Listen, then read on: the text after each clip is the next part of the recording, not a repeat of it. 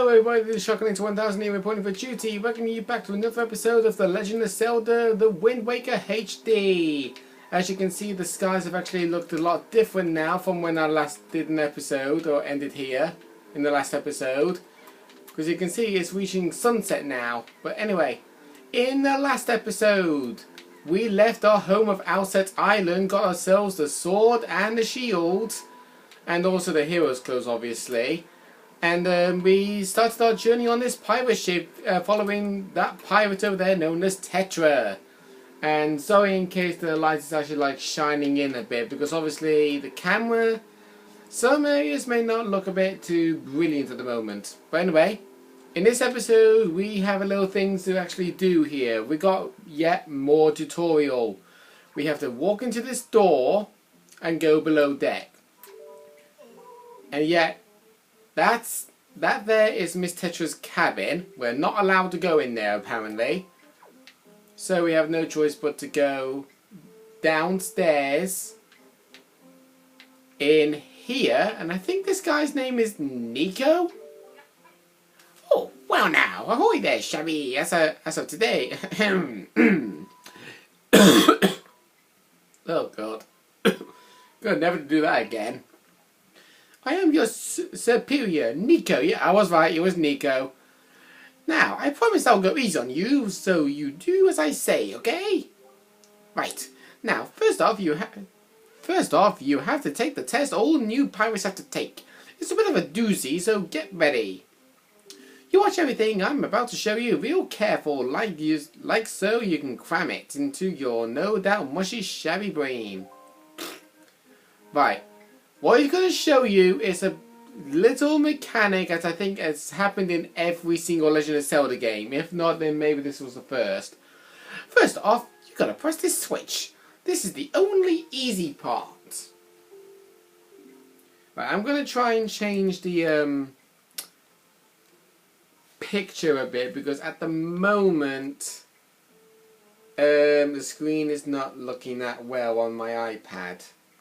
So let's see.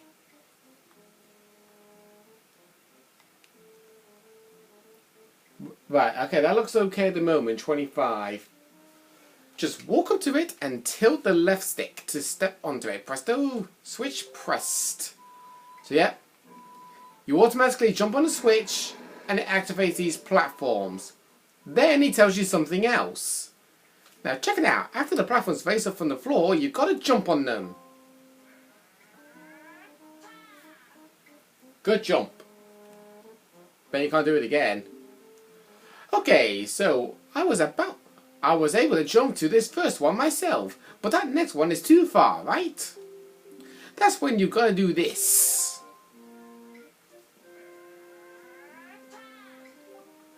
If you jump right at the rope, you can grab onto it and use the left stick to swing.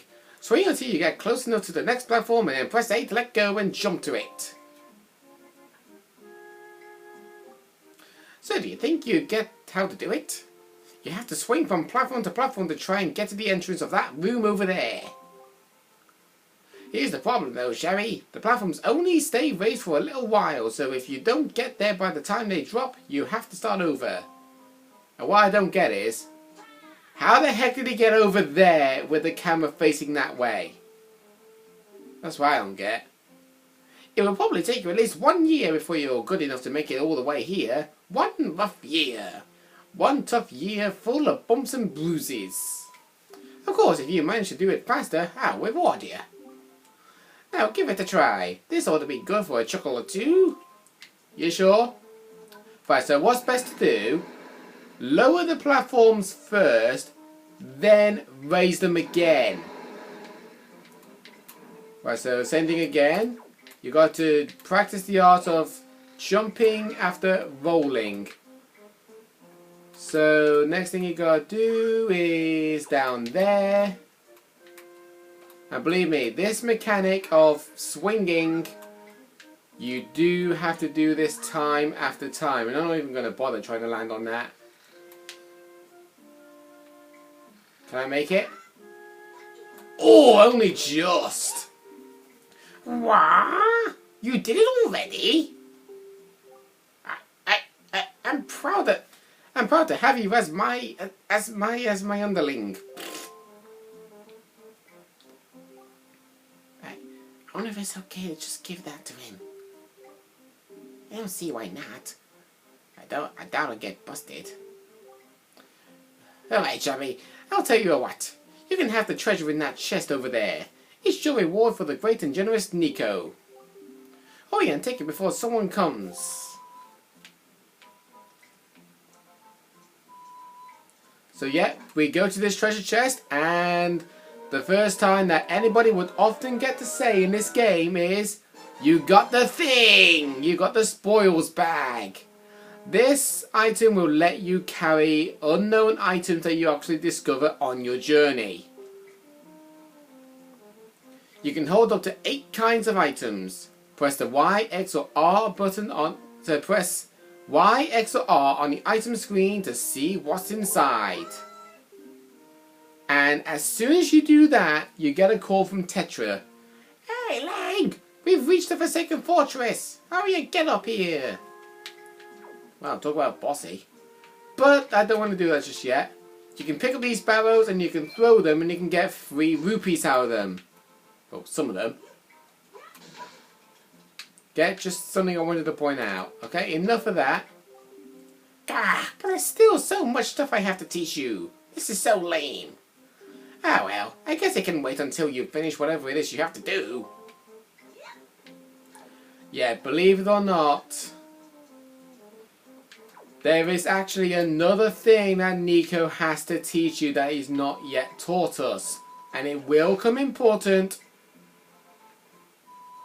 later on in the journey. What the heck happened there? I definitely didn't roll into the wall.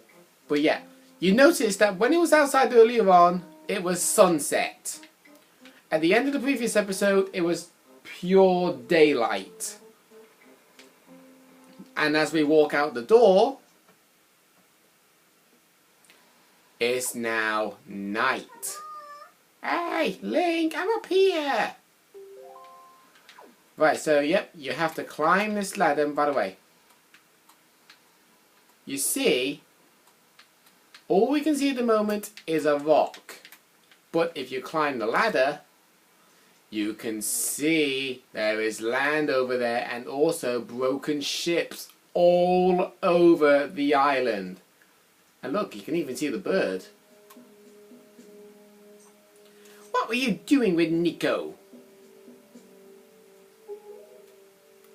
Don't tell me you were playing some stupid game for treasure, were you? Well, whatever. There's something you need to see. Have a look over there. That's the cursed isle known as the Forsaken Fortress. There you are. That's the Forsaken Fortress. There are all sorts of strange rumours about this place. What do I know about this what I do know is that long ago, it used to be a hideout of a no-good group of pirates we used to compete with. But they were just small time. Now the place looks like it's pretty dangerous. Ah, I knew it! Look, over there! By that window. Right, this, by the way, is not an actual tutorial, but it is helpful information. Whenever you see a flock of seagull flying at a specific spot, that means they're trying to tell you something important. Don't worry, I was just closing my laptop. Have you ever seen so many seagulls flock like that before? I'll bet you anything that's the place where they've got your sister locked up. But it looks like the whole place is under a really tight guard. This won't work. We'll be spotted before we get anywhere near landing there. What do we do now? Guess what? The famous wink again. That is just my dad.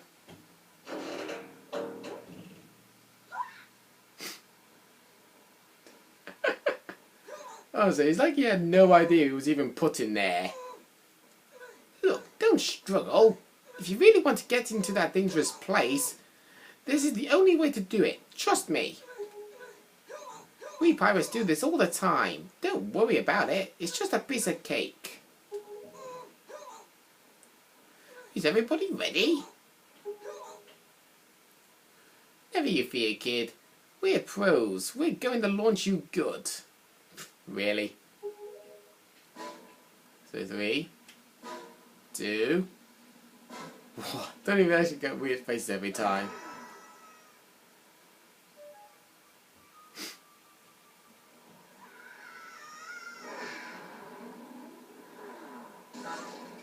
Ooh.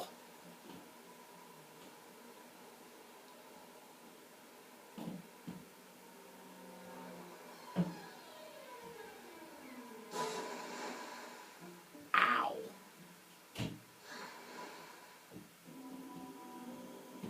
Well, that hurt. But we're in the Forsaken Fortress.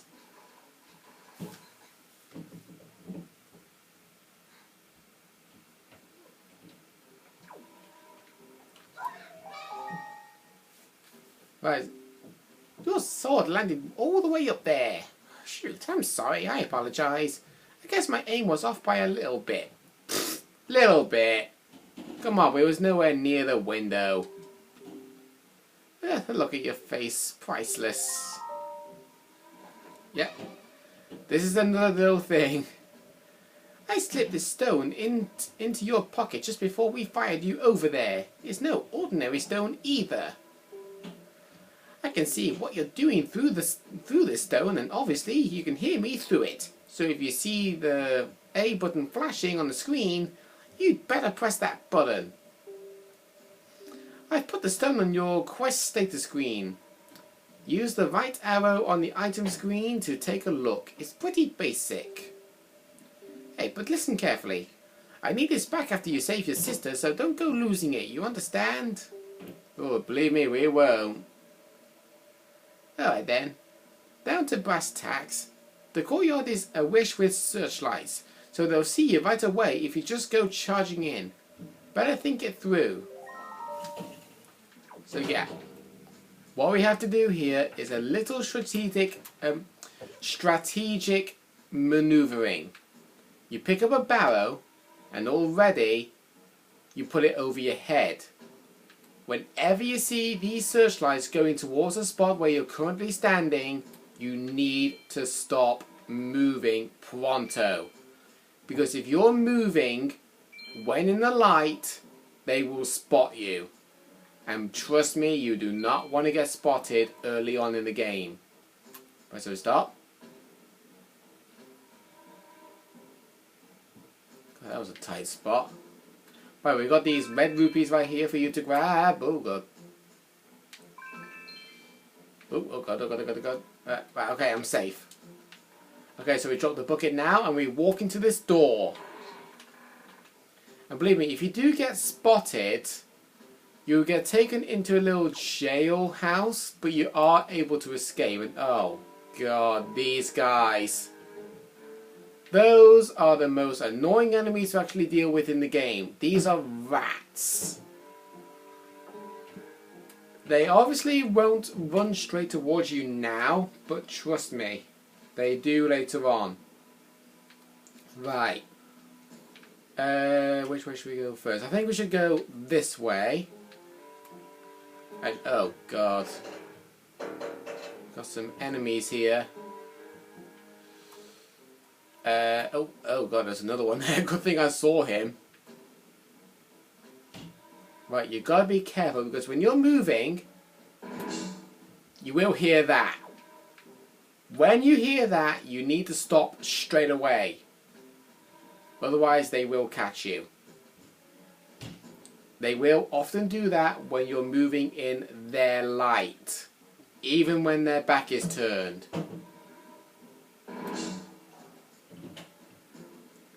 See that eye? It's got a glowing green. You know what's weird about him? He's wearing Egyptian clothing, yet he's half human, half pig. I think that guy's called a moblin. I think. Believe me, I don't specifically know the name of all the enemies in this game. Like I said in the last episode, I was actually going to research the name of these guys, but obviously I didn't do it. Because I tell you the reason why, my internet has been running forever slow lately, ever since I got back off my holiday. And oh, freaking bats. Wow, that's not a nice way to die. I have a fast food in your face. And oh, I thought that was a barrel you could hide in. And it holds a blue rupee. Now, by the way, a little mechanic here. In the original Legend of Zelda Wind Waker, you're only allowed to hold a maximum of 200, I believe.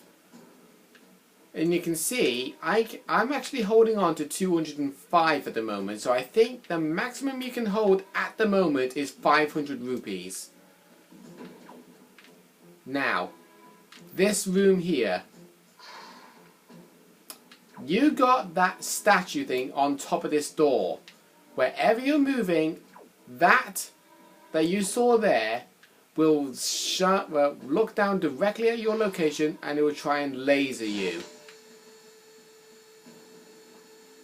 It will not laser you if you're directly at the door or climbing this ladder. So I'm climbing this ladder right now. And oh god, wait, are those just mugs or are they actually skull heads? Oh, there's a green rupee down there. Now, by the way, if you climb this ladder up here, you've reached the other half of the area, and you can see there is actually a swinging light, and I obviously failed to grab it. Whoa, whoa, whoa, whoa, whoa, whoa, I saw something then. Treasure, treasure. Must collect. Oh, yellow rupee. So we got 10 rupees out of that. Nice. Okay, so once again, climb the ladder. And do not fall down this time. Oh, by the way, that map there, with that red circle, that actually indicates where you are. Oh, got it. Oh, I overswung. By the way, this is what the swinging tutorial was actually based on, because you have to do swinging pretty much constantly throughout the Forsaken Fortress. Okay, there we go. Right, by the way, with these bars, when you break them, they can either hold a heart, hold a rupee, not hold anything at all, or they would hold an enemy, mainly rats. Now, if you come out of here, you actually get to see a point of view of where that window is. That crate, I think something important with that crate.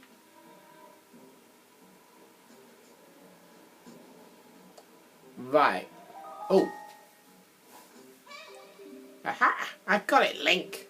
In order to reach the top of the tower where your sister's being held, you'll have to find the room right below the tower. You gotta take the door to the outside and then climb up from there. You got that? Yeah, I got it.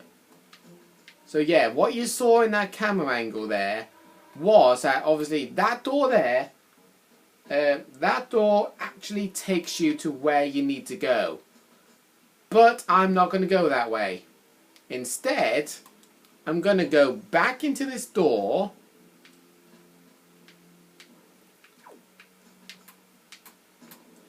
I'm going to try and grab this. I'm going to try and fail to grab a light. It doesn't really matter anyway, because I do need to go this side anyway. So climb this ladder, then climb that ladder, then go into this door. And yes, it will take us outside again. And oh, yep. We are able to walk out. And yes, there's a ladder. And we get something else. Listen up, Link. There's a monster running the searchlight up there. If you can slay the monster, then just maybe it will shut the searchlight down. Or searchlight down, sorry. Oh, but you're not unharmed. So you're not unarmed, aren't you? All you have is a shield. If I were you, I'd try to use my shield to deflect the monster's blows and see if you could make it drop its weapon. If you did that, you could pick up its weapon with A and then attack it with it. But that's just me. What you do? What I'll do? I'll tell you what I'll do.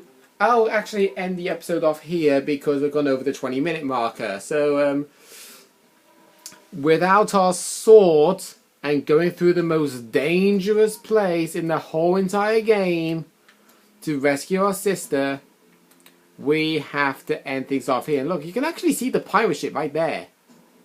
How do we know? Because look, that is a terrible place to hide. Seriously. Without a doubt, you don't even need the searchlight to see where the pirates are. You can literally see their flag. But anyway, next time on Legend of Zelda, the Wind Waker HD, we are going to be exploring the Forsaken Fortress even further.